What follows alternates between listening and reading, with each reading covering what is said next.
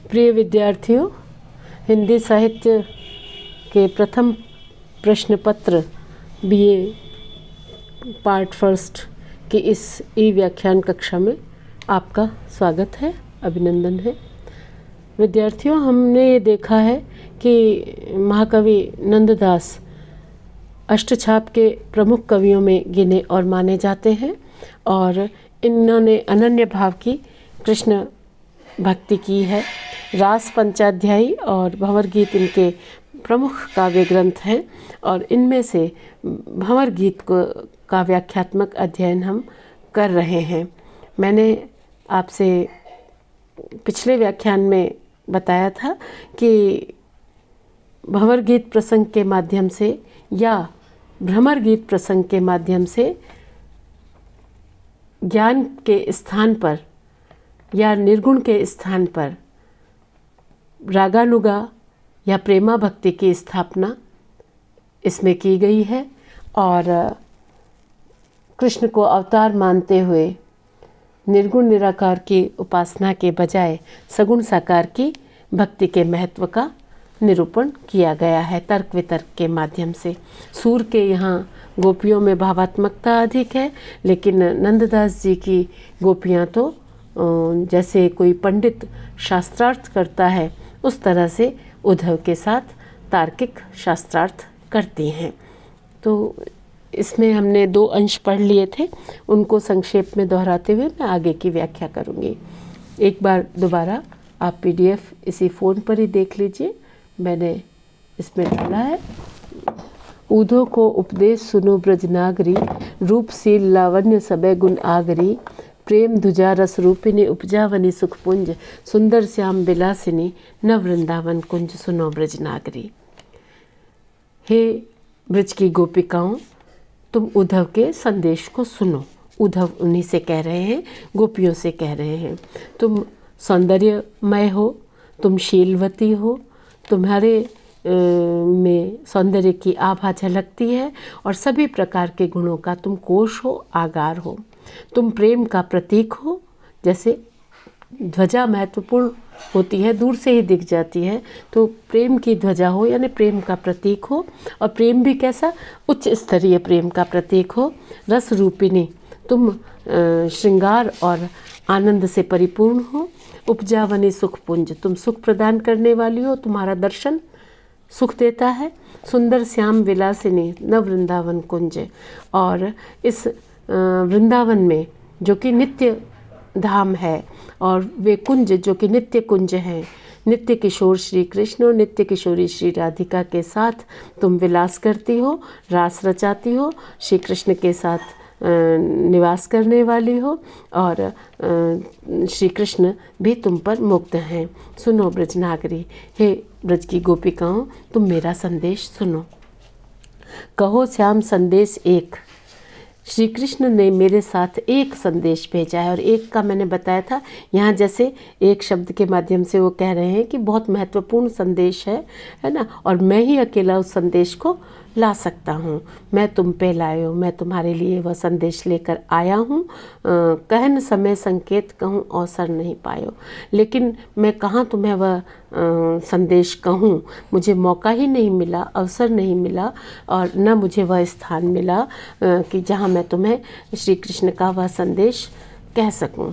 सोचत ही मन में रहो कब पाऊँ एक ठाऊँ, मैं मन में सोचता ही रहा कि कब तुम्हें इकट्ठा पाऊँ, तुम्हें एक जगह पाऊँ या ऐसी एक जगह पाऊँ जहाँ मैं तुम्हें श्री कृष्ण का संदेश कह करके दोबारा मधुपुरी यानी मथुरा, मैं दोबारा मथुरा चला जाऊँ। सुनो ब्रजवासिनी, है ना, हे ब्रज में निवास करने वाली गोपिकाओं, तुम मेरी बात सुनो। सुनत श्याम को नाम ग्राम ग्रह की सुधि भूली। गोपिकाओं ने जैसे ही श्री कृष्ण का नाम सुना वैसे ही वह अपने घर बार की, अपने देह की, अपने ग्राम की यानी समस्त भौतिक स्थितियों को भूल गई, है ना। उन्हें एकदम भूल गया कि वो कहाँ हैं, किस स्थिति में हैं। वे भावावेश से परिपूर्ण हो गई, वे भावावेग में आ गई। भरी आनंद रस हृदय प्रेम बेली द्रुम फूली। भरी आनंद रस हृदय, प्रेम के आनंद का रस उनके हृदय में भर गया और प्रेम बेली द्रुम फूली, और वे गोपिकाएं जैसे प्रेम की वल्लरियां, प्रेम की लताएं हों, इस तरह से वे पुष्पित हो उठी। यानी उनके मन में श्री कृष्ण का स्मरण हो आया और स्मरण से रोमांच हो आया, है ना। और जैसे बेल पर फूल खिल जाते हैं, उसी तरह कृष्ण का नाम सुनते ही, दर्शन तो नहीं हुआ अभी, केवल नाम सुना है, लेकिन उद्धव के मुख से कृष्ण का केवल नाम सुनते ही वे गोपिकाएं भावावेग से परिपूर्ण हो गईं। हृदय में उनके कृष्ण की लीलाओं का आनंद का आवेग उठने लगा, और जैसे वल्लरियाँ पुष्पित हो जाती हैं, उसी तरह प्रेम की जो लताएं प्रेम की बेल के रूप में वे स्मृतियों से, सुख से भर उठी, सुख से परिपूर्ण हो उठी। पुलकी रोम सब अंग गए, भरी आए जल नैन। फिर क्या हुआ कि उनके अंग अंग में प्रसन्नता से रोमांच हो आया, है ना। प्रेम की स्थिति में या किसी भय की स्थिति में, या जैसे देह के रोम उठ खड़े होते हैं, तो उनकी देह में रोम रोम उठ खड़े हुए, रोमांच हो आया। और आँखों में क्या हुआ कि आँखों में विगत स्मृतियों के कारण आंसू छलछला उठे। भरी आए जल नैन, अपनी वियोगावस्था का भी स्मरण आया, और कृष्ण से दूरी के कारण विगत स्मृतियों से उनके नेत्रों में आंसू उमड़ पड़े, अश्रु प्रवाह होने लगा। कंठ घुटे, उनके कंठ रुंध गए, गदगद गिरा, वाणी गदगद हो गई। वाणी गदगद हुआ ना, यानी गला भर आया। वे क्या कहें क्या न कहें, इस भावावेश में उनका गला, वाणी ने साथ नहीं दिया, गला भर आया, और वो कुछ बोले जात न बैन, और वो कुछ बोल नहीं पा रही थी, कुछ बोल नहीं सकी। विवस्था प्रेम की, है ना। कवि कहते हैं कि वस्तुतः प्रेम की ऐसी ही परिपाटी है, या प्रेम की ऐसी ही परंपरा है, या प्रेम की ऐसी ही व्यवस्था है। कहीं कहीं मैंने ये पढ़ा है कि ये व्यवस्था की जगह विवशता कर दिया है। विवशता नहीं है, ये व्यवस्था यानी परिपाटी प्रेम या परिपाटी परंपरा या व्यवस्था शब्द है। व्यवस्था प्रेम की, प्रेम में वस्तुतः ऐसा ही होता है, यही स्थिति होती है, यही ऐसा ही व्यक्ति, जो व्यक्ति के मन की ऐसी ही अवस्था हो जाती है, ये कहना चाहते हैं उद्धव। तो इसमें रोमांच, अश्रु, है ना, वाणी का गदगद हो जाना, ये सब जो श्रृंगार रस के सात्विक अनुभव हैं, इनको कवि ने रस परिपाक के लिए प्रयुक्त किया है, और रस परिपाक इसमें ये सहायक हुए हैं। अनुप्रास अलंकार है और स्वभावोक्ति अलंकार भी इस अंश में हमें मिलता है। आगे देखिए, अर्धासन बैठारे और परिक्रमा दीनी, यहाँ बहुरी पाठ पे मिलता है। अर्धासन बैठारे बहुरी परिक्रमा दीनी। अर्धासन यानी कोई अतिथि आता है तब क्या, उसको एक तो जल प्रस्तुत करते हैं, है ना, और फिर उसको बैठने के लिए आसन दिया जाता है, बैठने के उसे बिठाया जाता है। तो गोपियों ने भी जब ये देखा कि उद्धव तो कृष्ण के मित्र हैं, और मित्र नहीं परम सखा हैं, तो उन्होंने उनको अर्घ्य से, सूर्य को अर्घ्य देते हैं तो किससे देते हैं, जल से देते हैं, है ना। तो अतिथि को भी अर्घ्य देने का मतलब उनको जलपान करवाया, फिर आसन पे बिठाया, और फिर बड़े आदर के साथ उन्होंने उद्धव की परिक्रमा की, उद्धव की परिक्रमा करके उनके प्रति अपना सम्मान व्यक्त किया। श्याम सखा निज जानी बहुरी से सेवा बहु कीनी, है ना, बहुत हित सेवा कीनी, ये पाठ भी यहाँ मिलता है। आप किसी भी पाठ से ले लीजिए, अर्थ में अंतर नहीं आएगा। फिर उन्हें कृष्ण के घनिष्ठ मित्र समझ के उनकी अनेक प्रकार से सेवा की, यानी उनका आतिथ्य सत्कार उन्होंने किया, उनकी अभ्यर्थना की, है ना। फिर क्या किया कि बूझती सुधि नंदलाल की व्यसती मुख ब्रजबाल। फिर मुस्कुराते हुए मुख से गोपियों ने कृष्ण की बातें वे उद्धव से पूछने लगी। बूझती सुधि नंदलाल की, है ना, कृष्ण के बारे में बातें पूछने लगी। नीके हैं बलबीर जो बोलती वचन रसाल। और फिर उन्होंने ये पूछा कि हे उद्धव, हे श्याम के सखा, तुम सुनो कि हमारे श्री कृष्ण कुशलता पूर्वक तो है ना वहाँ, और इस तरह वे मीठे वचनों से उद्धव से बतियाने लगी, उद्धव से बात पूछने लगी। सखा सुने श्याम के, है ना। क्या कहा उन्होंने कि हे श्री कृष्ण के सखा, तुम हमें बताओ कि कृष्ण कैसे हैं। और इस तरह कृष्ण के बारे में पूछती हुई वे मधुर वचनों में कुशल क्षेम कृष्ण का पूछने लगी। तो कृष्ण का सबसे पहले कृष्ण का ही कुशल क्षेम पूछना, तो ये गोपियों के प्रेम भाव की उत्कटता का व्यंजक है। ठीक है, आगे चले। सरल पाठ्यांश है।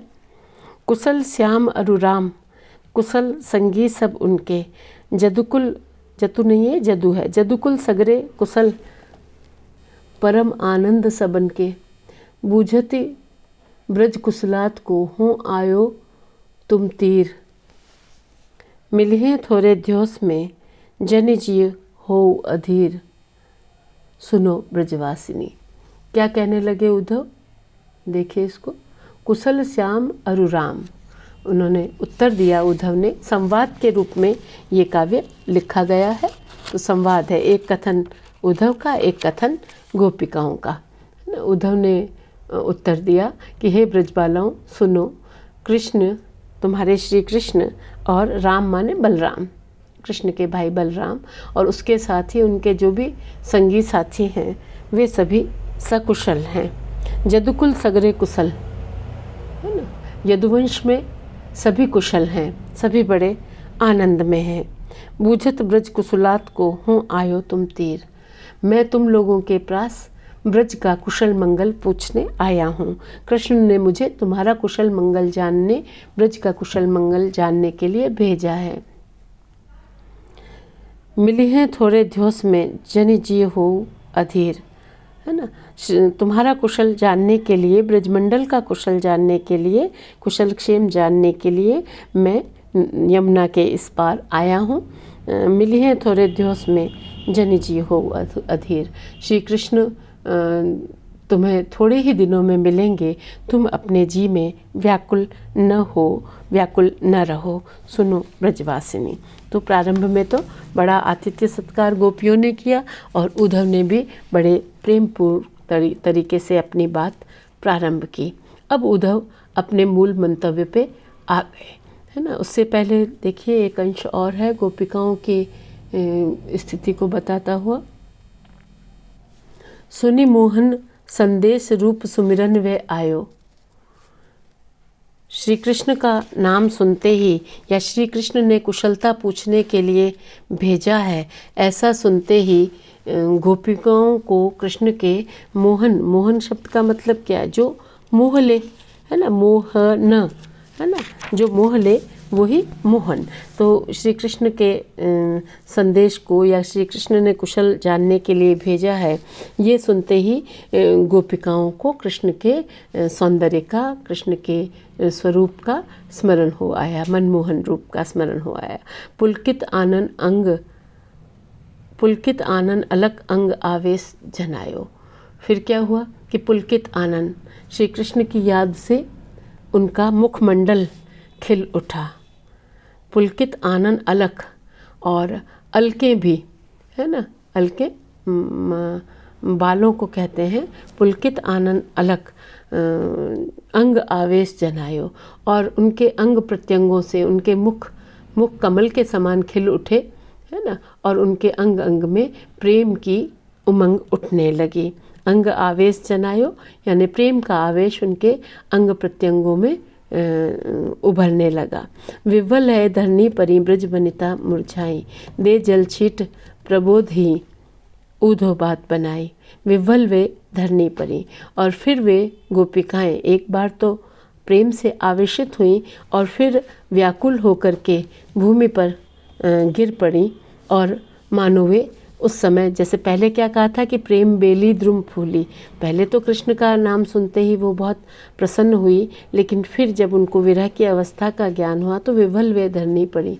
फिर वो ब्रजबालाएं प्रेम की अधिकता से विवल होकर धरती पर गिर पड़ी और मुरझाई यानी मूर्छित हो गई, है ना।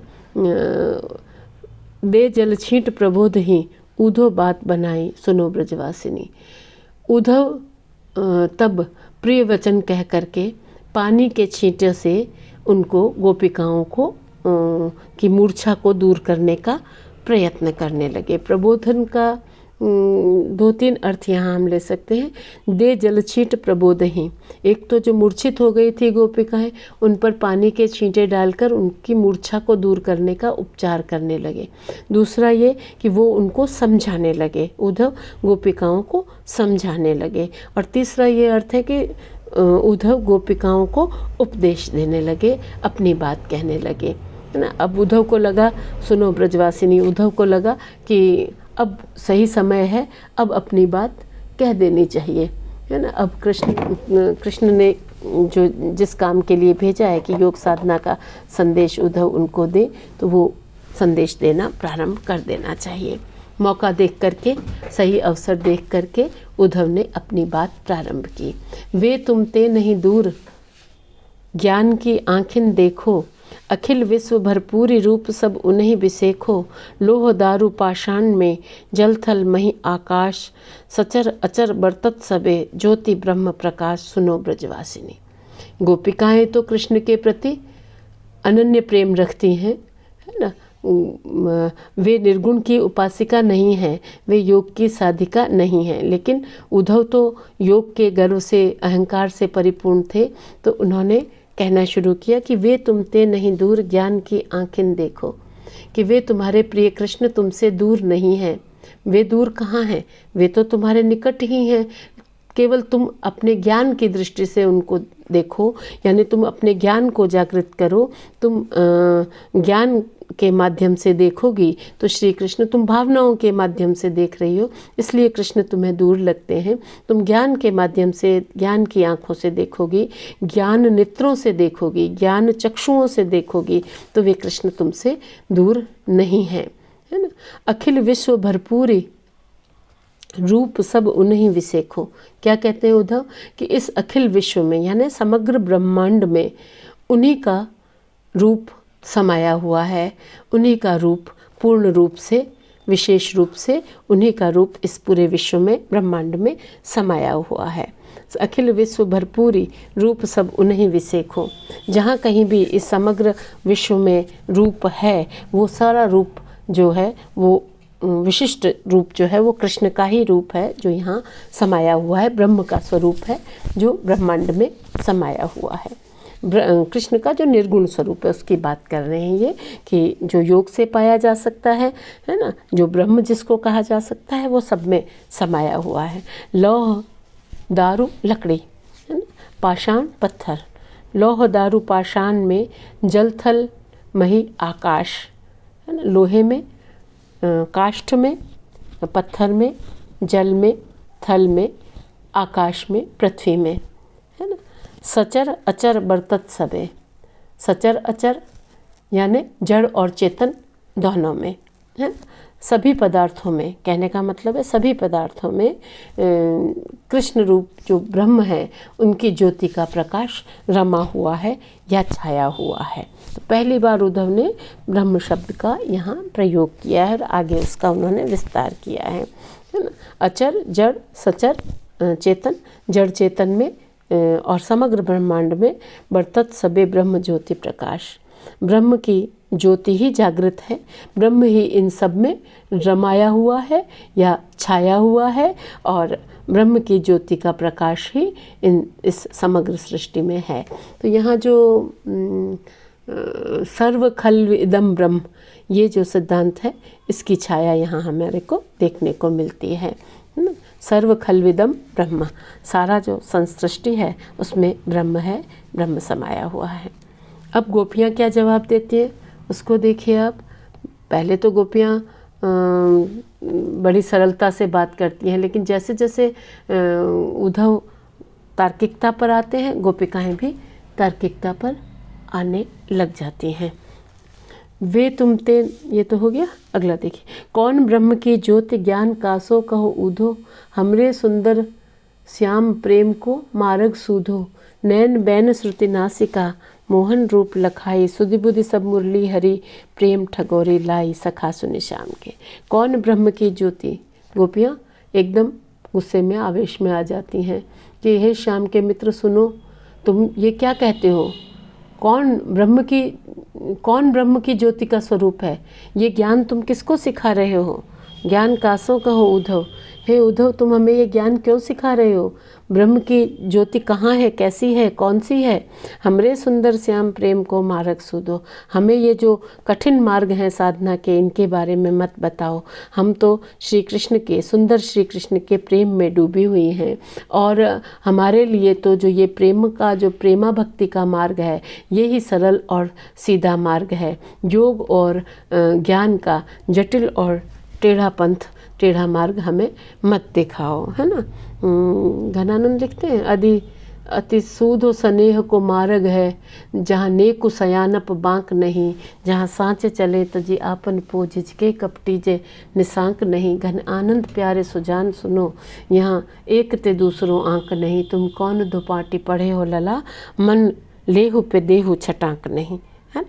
तो यही जो भक्ति का जो ये प्रशस्त मार्ग है ना, भक्ति का जो राजमार्ग है, इसको छोड़ करके तुम हमें किस ब्रह्म की बात कहते हो? हमारा तो ये सीधा साधा प्रेमा भक्ति का मार्ग है, और जो कृष्ण की भक्ति का मार्ग है, इसको छोड़कर तुम किस ब्रह्म की बात करते हो, किस ज्ञान की बात करते हो, और हमें यह सब क्यों कहते हो?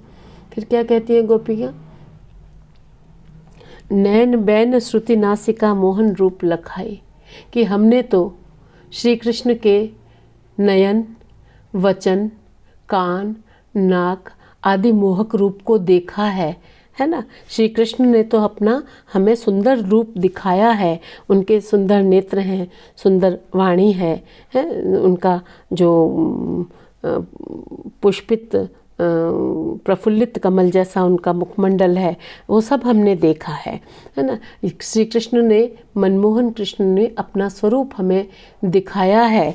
और सुधि बुद्धि सब मुरली हरि प्रेम ठगोरी लाई, और फिर अमृत रस बरसाने वाली बंसी बजाकर, बांसुरी बजाकर, प्रेम की मोहिनी रागिनी सुनाकर श्री कृष्ण ने हमारी सुध बुध छीन ली है। प्रेम ठगोरी लाई, है ना। ठगोरी जादू को भी कहते हैं, है ना। प्रेम ठगोरी लाई, प्रेम का जादू डालकर, प्रेम की मोहिनी डालकर, है ना, श्री कृष्ण ने हमारी सुध बुध छीन ली है। सुध बुध सब मुरली हरि प्रेम ठगोरी लाई।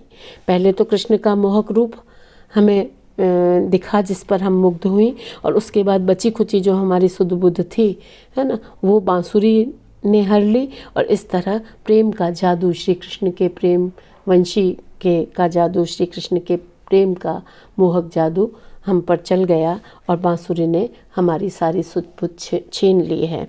तो फिर हम ज्ञान को कैसे देखें, या अब हम उस ब्रह्म को कैसे माने, है ना।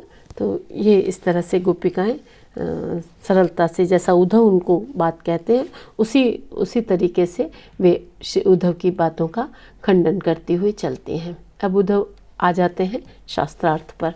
ज्ञानी हैं, अहंकारी भी हैं, एक तो करेला और ऊपर नीम चढ़ा, लेकिन गोपियाँ उनकी सारे ज्ञान गर्व को खंडित कर देती हैं।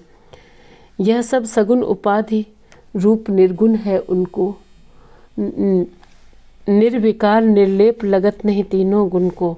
हाथ न पाँव न नासिका, नैन बैन नहीं कान, अच्युत ज्योति प्रकाश है सकल विश्व को प्राण। सुनो ब्रजवासिनी, क्या कहते हैं उद्धव? कि ज्ञान का उपदेश देते हुए कहते हैं कि यह सब सगुण उपाधि, हे ब्रजबालाओं, तुम जो कृष्ण के स्वरूप का वर्णन कर रही हो, प्रेम का वर्णन कर रही हो, यह सगुण साकार रूप की उपाधि यानी प्रपंच है। सगुण साकार रूप में ही यह जो तुम कह रही हो वो विशेषताएं पाई जाती है ना। प्रपंच या दोष के रूप में यहाँ उपाधि शब्द का प्रयोग किया है। यह सब सगुण उपाधि, तुमने जो ऊपर कहा है वह सब तो सगुण का लक्षण है ना। रूप निर्गुण है उनको, वास्तव में तो वे निराकार निर्गुण हैं। वास्तव में तो श्री कृष्ण ब्रह्म रूप में निराकार निर्गुण है, क्योंकि वे साक्षात पर ब्रह्म परमेश्वर हैं, है ना। गुण तीन माने गए हैं, सतोगुण, रजोगुण, तमोगुण। ठीक है, ये तो होते हैं जीवात्मा के गुण, है ना, माया के वशीभूत जो जीवात्मा है उसके गुण, सतोगुण, रजोगुण, तमोगुण।